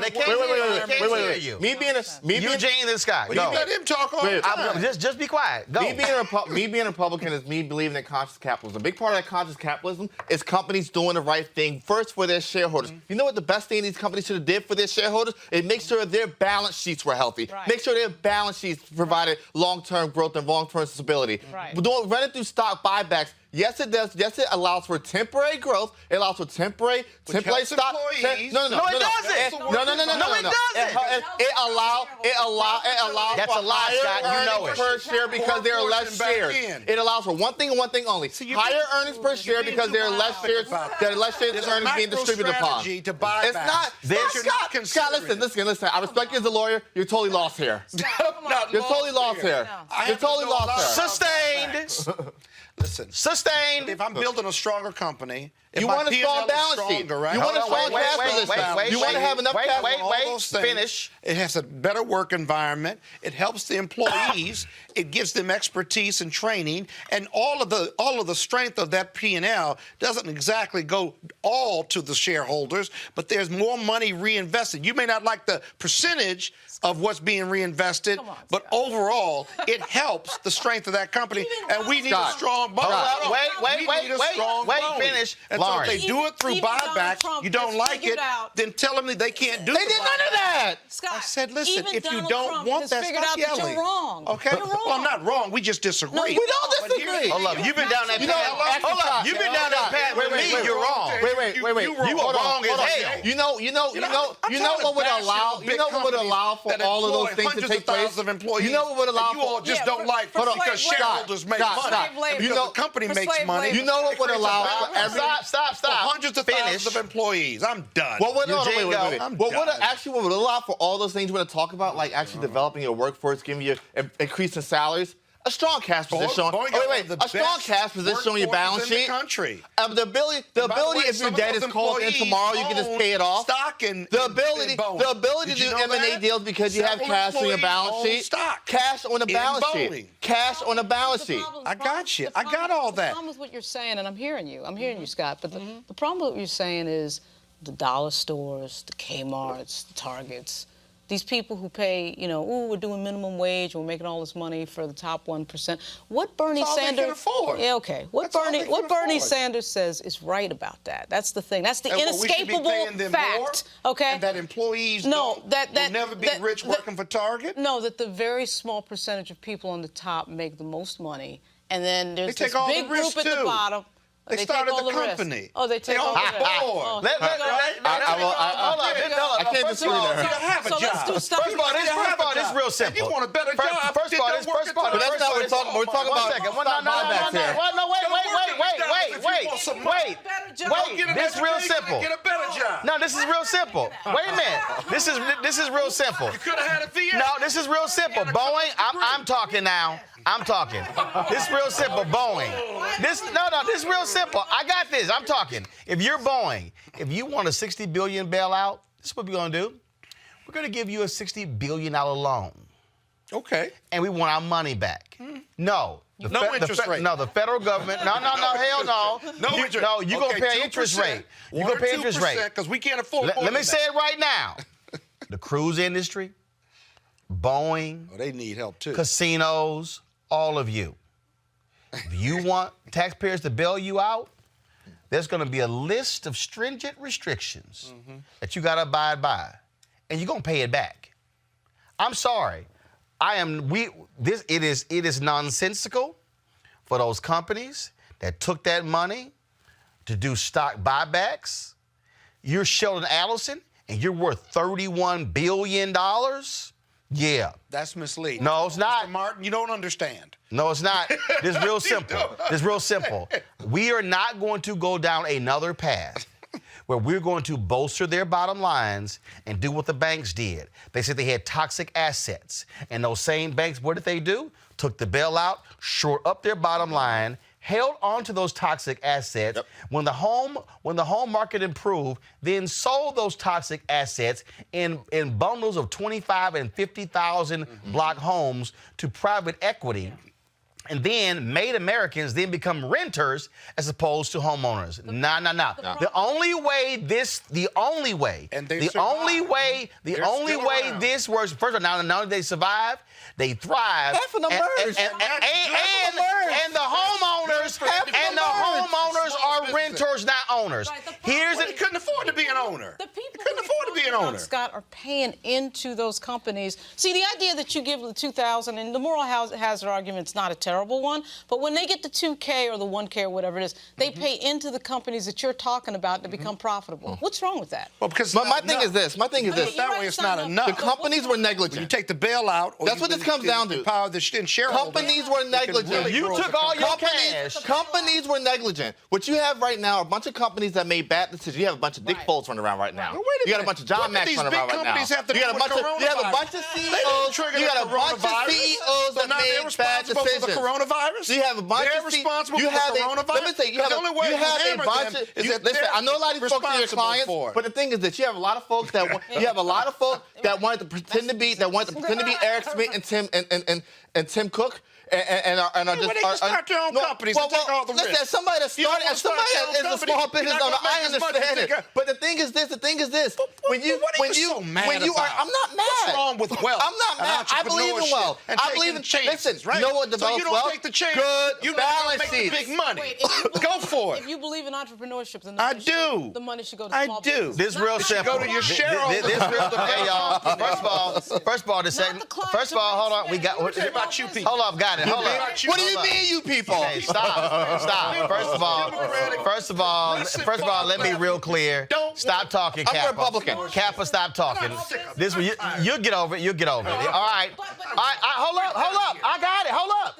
No, we're done with the topic.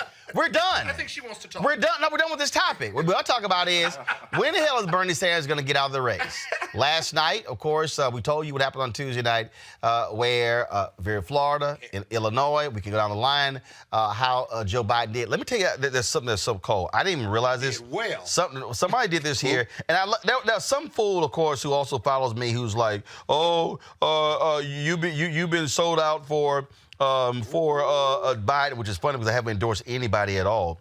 But I saw a tweet from David Axelrod that I thought to be quite interesting. And he said that of the 9 states that Biden has won, here it is. Let me take a picture of it.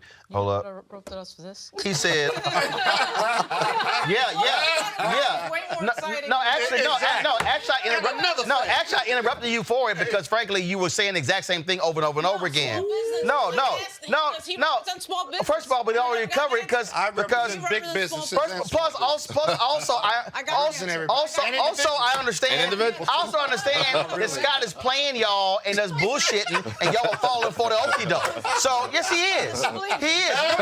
Y'all are falling for it. Always on it. Anyway, you damn right. I know exactly what the hell it was. So it's like, right? He went down that rabbit hole and you chased it, and that's why I was like, that's why I was sitting there. No, both y'all chased it. Yeah, right. Like I said, and you still chasing it. Right now you chasing it. That's why he laughing. That's why he laughing. So David Axelrod tweeted this out. He said, amazing stat from a smart Florida political hand.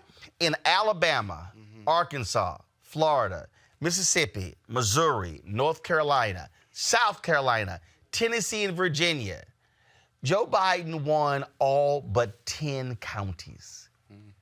That's 9 states. Yep. All right, that's not a blowout. That's like a straight ass whooping. That's a Thanos snap. Now, this is real simple. Bernie Sanders has, first of all, Axios reported he was suspending his campaign. Y'all, can y'all stop falling for Axios? Okay, if Axios reports anything, don't believe it. Okay, just straight up don't until somebody else confirms it. But here's the deal. Here's the deal. Can Senator look? It's clear. First of all, also, Scott, at this point, Biden has more delegates ahead of Sanders than Obama had at this point against Hillary Clinton. Does it make sense to Senator Sanders to continue running after the shellacking that he keeps getting in these states, losing by 20, 30, 40 points to Joe Biden? It's an abject rejection, and so it makes no sense for him to continue. He needs to fall in. But this is his second run. I don't see the path forward. If you had Bernie Sanders on the show, if I were you, I'd ask him one question over and over again. What is the path forward to winning? And if you don't have a substantial path forward to winning, then you need to do like the other Democratic candidates, support Biden, unify the party, and let's go beat Trump. And I'd be interested in what his response would be, or any from his campaign, because right now, this isn't getting better. Other than the primaries being delayed, it's not getting better. And his message is the same, and it's soundly being rejected for results as opposed to a revolution. Lauren, Amy Klobuchar and Pete Buttigieg. You disagree with excuse me, hold on a second. Amy Klobuchar and Pete Buttigieg dropped out after South Carolina because when they looked at the map, they saw literally ass whoopings being prepared. And in politics, 2 things happen. You can stay in and keep getting blown out, or you could actually pull out, maintain whatever leverage that you might have. when you look at these numbers, when you look at what happened in Illinois, what happened in Florida, he lost Washington State. When you look at, I go down the line, why do you stay in? Because do you have a path forward? Why do you stay in is because we're running a primary season. They're running for president. They're competing against each other. We would have said this about Joe Biden if we used the same logic of, oh, my God, he might lose. Biden would have got out. Buttigieg and Amy Klobuchar never had a chance of winning. Okay, first of all, no. First of all, you missed what I just said. No, you did. What I just said is, after South Carolina, they saw the gauntlet coming forward. They saw how bad they did among black voters. When you look at the election results that even took place last night, and then go to last Tuesday, and then you look at what happened, again, losing by 40-plus points in Florida, losing by double digits in Illinois, and then we can go on, losing in Michigan, a state he beat Hillary Clinton in.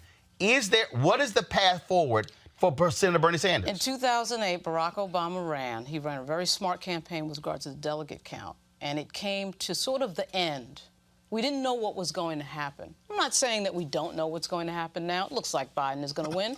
But if we look at the delegate count, it's 1,133 for Biden and 833 for Sanders. It's not that close, but it's not a complete blowout. Actually, I said, hold on. Biden has a larger delegate lead today than Obama had against Hillary. Great, fantastic. The guy is running for president. I know he's running for president. With everybody, he's running for president, and he has the right to run to the end. If it's okay with everybody. Here's the whole deal. He doesn't have a right to stay in.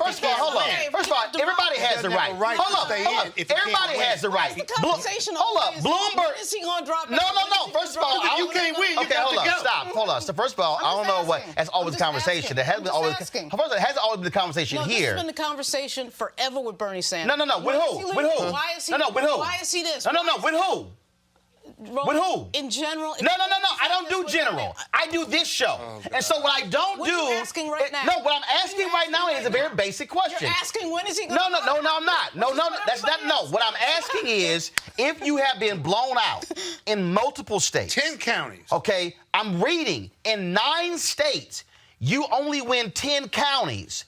Okay, that means that you're getting embarrassed every week. The question I asked is, and I'll ask you, Eugene. The question is, I'm asking Eugene. When is he dropping? I'm asking Eugene. First of all, she did answer. She's finished. Okay. I'm asking Eugene. Do you reach a point, Eugene, where if you keep getting blown out, you actually are losing leverage, or do you drop out, realizing the path is getting smaller? So the thing is this. I think we have a situation here where Bernie's kind of drunk on his own celebrity right now, all right? He's drunk on his own celebrity. He doesn't have a pathway forward, but his folk around him, the team around him, Talcum X and crew, they're trying to figure out, what is their next step, right? What is their next step? They're lost right now. They're 3 weeks without a primary. Biden's delegate count is insurmountable. I mean, because of the way the system is. What's your point, though? My point. Excuse me, he's talking. Go. My point is that because I want to finish your point. I went through this as a Ron Paul supporter against Mitt Romney in 2012. Right. Bernie has a right to stay in until the end, but. Wait. As a former party official, the party has a right to form around Joe Biden as a presumptive nominee and move forward without him and pick him up along the way. But Bernie doesn't have a pathway forward, but he does have a right to stick in and stick it through. He loses his power and leverage the longer he stays in. Because what's he going to do with those delegates? What is his power? He waits to the end to get to the DNC. Well, his power. He will be powerless because one second. Scott is talking. I shut him up when y'all were talking. Finish your point. Got too many opinions over there. Finish your point. Go. He loses his leverage if he holds on and stays in the race into the DNC. Right now, he can get out, use his delegates, and negotiate for something of value for himself, his state, or whatever, basically. Every day he stays in and doesn't unify behind Biden to go after Trump, right? He's becoming powerless or less powerful. The question I'm going to raise is here because, again, here's the deal. When you said Bernie has a right to stay in, every candidate could. Warren could have stayed in. Bloomberg could have stayed in. Buttigieg could have stayed in. Klobuchar could have stayed in. Kamala. Harris could have stayed in. Booker, Castro. I can go down the line. Hell, Delaney, Bennett, all of them. But all of them came to a point where they said, all right, let me look at this whole deal here and say, me staying in, what does it actually get me? Yeah. If you're Sanders, and if you're looking at the map forward, and you're in this to win it, what are you looking at? What can you win in 2 states that were just flat out Michigan and Washington State? You won 4 years ago. You couldn't even win this year. Yeah, that's bad. After watching Hillary Clinton and that bullshit that we saw with Debbie Wasserman Schultz and the DNC of, oh, it's just got to be her, and it's just got to be her. I think competition is fine. I think people I didn't say having debates competition is fine as well, but there's a difference between competition and getting blown out. It's like the Harlem. Do you actually go to a Harlem Globetrotters game and think the Washington Generals are going to actually win the game? This is politics. This ain't basketball. This is politics. He Same gets to say, difference. Oh, it's a sport. Bernie Sanders, you might not like him, whatever. Wait a minute. You the same person who just sat there and said Klobuchar and Buttigieg had no shot. Show me Bernie's shot. Hands. Are you done? No. You said they had no shot. Show me Bernie's shot. What's the shot? No. Are you done talking? No. You said, hold up, Lauren. You said Buttigieg and Klobuchar had no shot. And you're still getting over that comment. I'm asking you. Over that. Show me where Sanders shot. Moments later. No, where Sanders shot. The point is, Bernie Sanders being in the race, I know it shakes everybody up. I know it bothers. No, it doesn't. You keep going. Everybody losing. I know. No, everybody is the chattering Who's everybody? Class. The chattering class has been saying this for years about chattering class? For years Lauren, about we're Sanders. not. Lauren, there are 4 people here. Why is we are not talking the chattering class. Lauren, I'm asking you. I'm asking you a question. When is he dropping out? No. Lauren, you can't have it both ways. You want to have it both ways right now. Whatever. You're talking to yourself. No. You want to say. You want to say Buttigieg and Klobuchar had no shot. But then when I ask you where's Sanders' path forward, then you're like, oh, here's the right to run. You're talking to give it in both ways. Eugene, do you see? If I could finish the sentence, which of course but you can't even answer the question. All right, whatever. I know you want to box me into your world. No, I want you to answer the question. My point is, you said Klobuchar and Buttigieg had no shot. You're talking to yourself. Show me. Okay, explain to me of the remaining states. What is the path forward for victory for Sanders? This is a different question. What is the path forward for the victory of Sanders? Boom. Okay, so I already told you. I know it's shocking, but okay. The guy gets to actually run and compete now. Okay. So the thing is this. That ain't an answer. Can I finish? Okay. Is it all right? Can I finish? Can you? Yeah. Do you have the self-control to listen? No, I got it. Biden is probably going to win. We know that. Okay. All right. Are you good now? You feel good?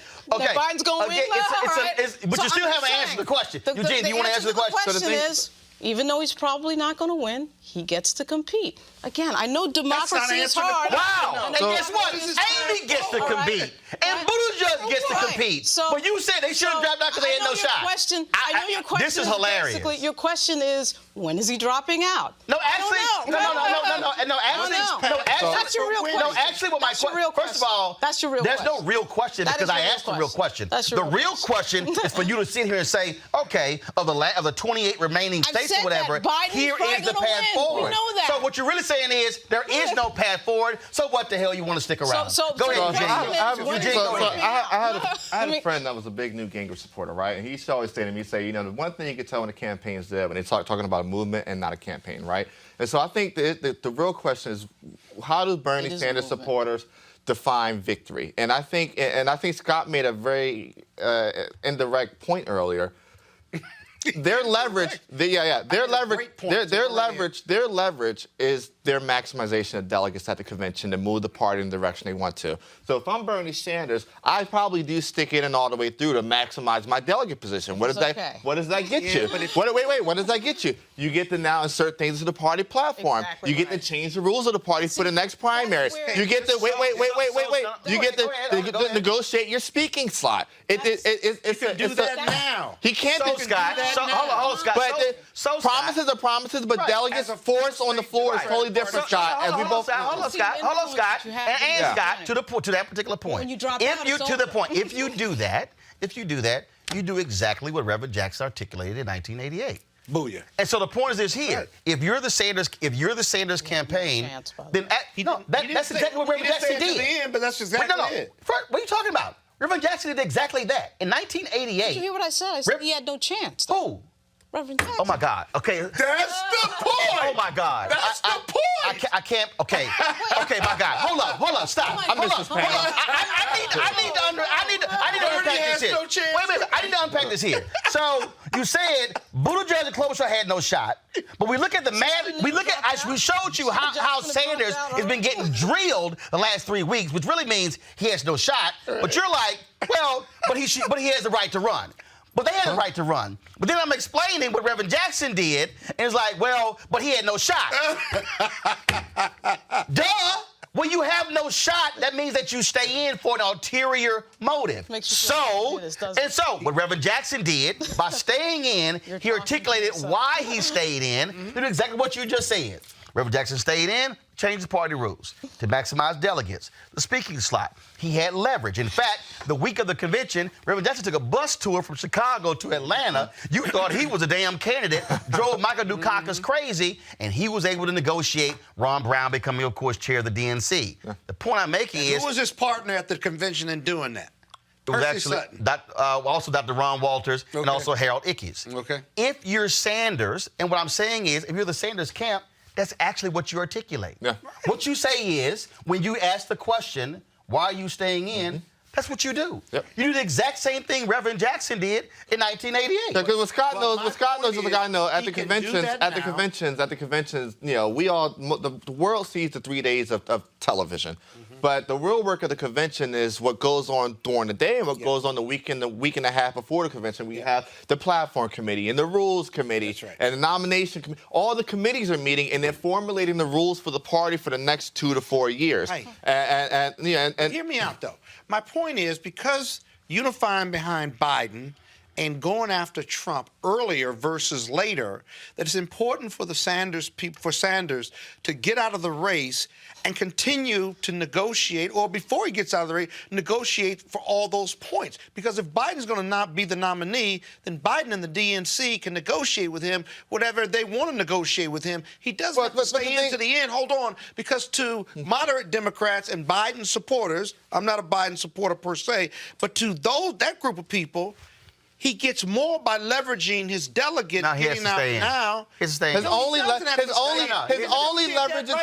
two things, Scott. His only leverage is delegates at the convention. And the second thing, these primaries are going to happen either way. So if something's going to happen either way, and I'm already on the ballot, my name's already there, and I'm going to go through it, it makes sense for me to see it all the way to the end. Maximize my delegate leverage. Maximize my delegate leverage. And Scott, the DNC's not going anywhere. The reason is Listen. How did the last DNC chair vote go? It came very close between him and Tom Perez and Keith Ellison. Tom Perez and Keith Ellison. Here's why. Ellison was the Sanders candidate and didn't win because they didn't want that voice in the party, quite frankly. But Sanders has forced, just like Eugene just said, the reason is superdelegates. Sanders has forced a conversation that we wouldn't even be having about certain strategy issues. right now, whether he gets out The now, only reason, later. Here's the deal. Senator Bernie Sanders, first of all, is not a Democrat. Independent, running as a Democrat. Wait. Goes back to independent, not running as a Democrat. He's 78 years old. You hear the criticism about legislation. Here's the reality. This is his swan song. Yep. And this being his swan song, this is all he has. The reality is here. Just very basic. Answer this here. Would Senate leaders be listening to Bernie Sanders if he wasn't was not running for president? No, because they wouldn't need to. The threat with Bernie Sanders right now is that he has an army of supporters across this country that are currently activated. It's not like there was like 2 years ago where, he might run for president. He has a following. Right now, people are tuned in. So Bernie Sanders says, okay, you know what? Y'all don't want to listen to me. I'm gonna actually, you know what the perfect example is? 2008, during the middle of the campaign, Hank Paulson had cut a deal with both sides of Congress on a bailout. What happened? John McCain comes in, blows it up. Goes to supporters, blows up the deal, so that Hank Paulson then has to go to Nancy Pelosi and cut the deal rather than with Republicans in the U.S. Senate. Bernie Sanders has the possibility to do that exact same thing right now when it comes to dealing with this coronavirus and other things that are moving through Congress. Hold on, but if he does it now or later, he doesn't lose that leverage. Yes, he does. He merely activates. He activates those Bernieites for Biden. He doesn't. And that's what the party and Biden want him to do. But no, he doesn't. Here's the deal. Here's the deal. He cares about beating Trump. He knows that even if he stays in, he can raise $30 million next month. He raised $30 million in May. No. What I'm saying is, so what I'm saying is when you look, when you look at the other campaigns, the other campaigns also made practical decisions because they had to drop out because their money was drying up. I said that earlier. So what you're dealing with now is, so if you're Sanders, and what I'm saying is, if you're the Sanders camp, just say it. What you should say is, we're going to stay in this all the way to the end. This is exactly what our strategy is. We're not going anywhere. But fine. And what I'm saying is, you go ahead and say it. First of all, they're going to assess their campaign. Well, but again, though, I hear what they're saying, but my whole deal is, if you want to use the Reverend Jackson playbook, and understand, to all people who are watching at home, okay, all the people right now who want to dismiss Reverend Jackson, let me remind you, the Reverend Jackson playbook that he ran in 1988 is what created the opportunity for Obama to win in 2008. That was 20 years of being able to change the rules. So don't think for a second that if you drive it out to the convention and you maximize your leverage, you can't impact what happened 20 years later. Last story here, folks. I keep telling y'all, well, we know what the hell. You know what time it is. You know what time it is. No charcoal grills are allowed. I'm white. I got you, huh? Illegally selling water without a permit On my property. Whoa! Hey! You don't live here. I'm uncomfortable. Okay, normally I do not show videos of children fighting. But you're okay, going to. I'm not done. Normally I don't show videos of children fighting. But when you have a little white kid who decides to roll up on a grown black woman and yell the N-word at her, and then, being a black mama, she says to her daughter, not her son, get on this. I'm sorry, I just could not resist myself.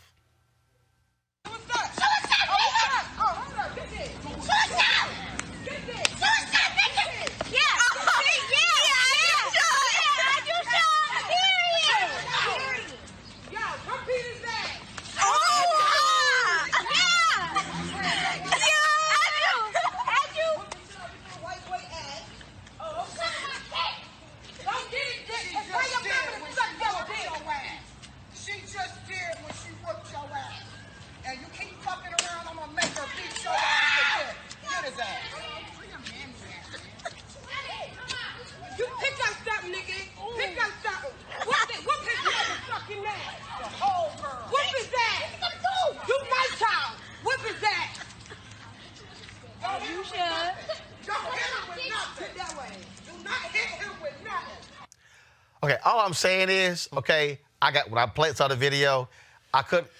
You ought to be ashamed of yourself. When she was like, get this. Yeah, no, listen, you dropped. She said more than that. Let it be known. Get this. You dropped that word. There are no rules and everything's suspended. Look, we played the other day. The only rule is to throw hands. Now look, if Scott made a pledge earlier. I do think for the culture, if anything happens from that video, I think Scott should defend that kid and that lady. Scott, from a litigation standpoint. The mama was like, I ain't dealing with that. Get this. Yep. Okay. Like we said, handle my light work. There were crimes committed in that video. Okay, what were the crimes committed? It sounds like self-defense to me. Hate crimes? Assault. These kids couldn't have been more than, 6, 8, 10 years old? Right. There's a juvenile justice system.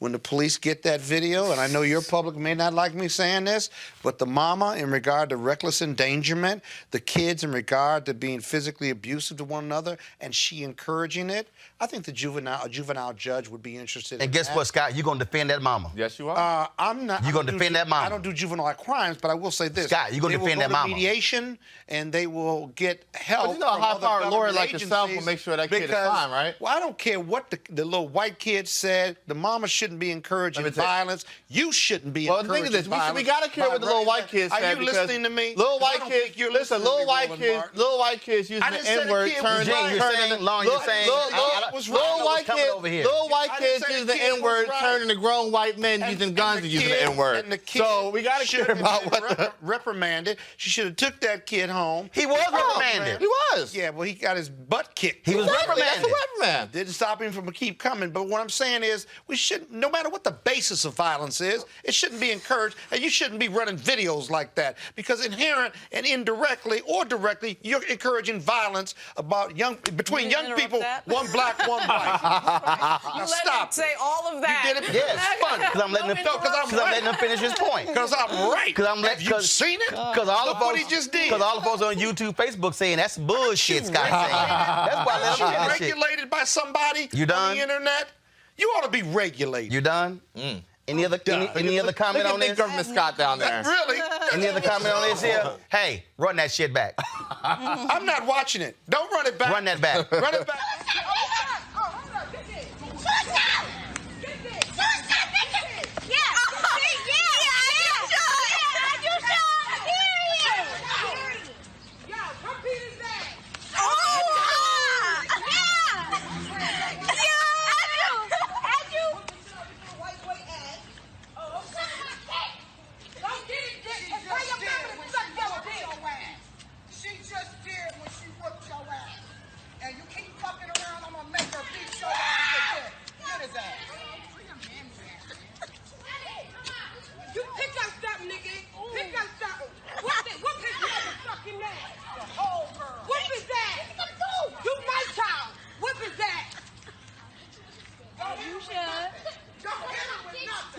While he's down. But what about, you got at least 8 counts. But what about when two people are fighting? Isn't there a difference when you have two people fighting back and forth? Well, the assault charge. you can take into account who started it, right? Who's ending it. Force must be met with force for self-defense. Isn't she liable for endangerment of a child? Reckless endangerment of a child. Watch. Keep an eye on this story, ladies. Keep an eye on the story. All I know is we got Roland running a video of it. All I know is Chad got his ass whooped by it's sister in a not dress. that funny. You ever got your ass in a whooped? dress? Sister in a dress with one house shoe on. It's never fun.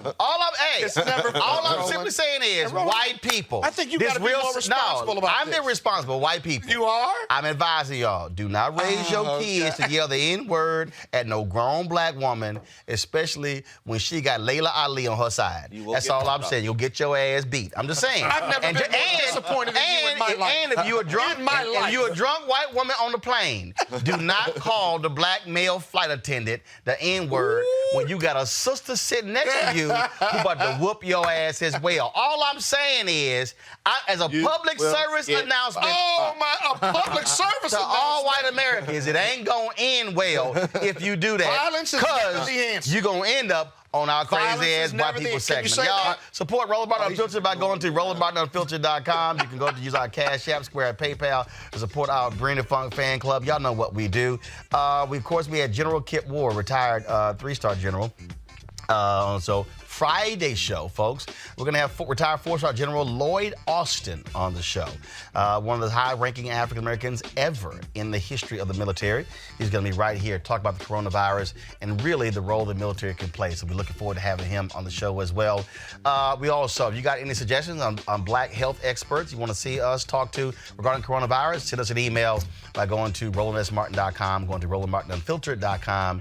You can join us. I want to thank our panel, Scott, Eugene, Lauren. I want to thank Steve Perry, Bill Spriggs, as well as General Kip Ward for being guests as well. All right, y'all, we got to go.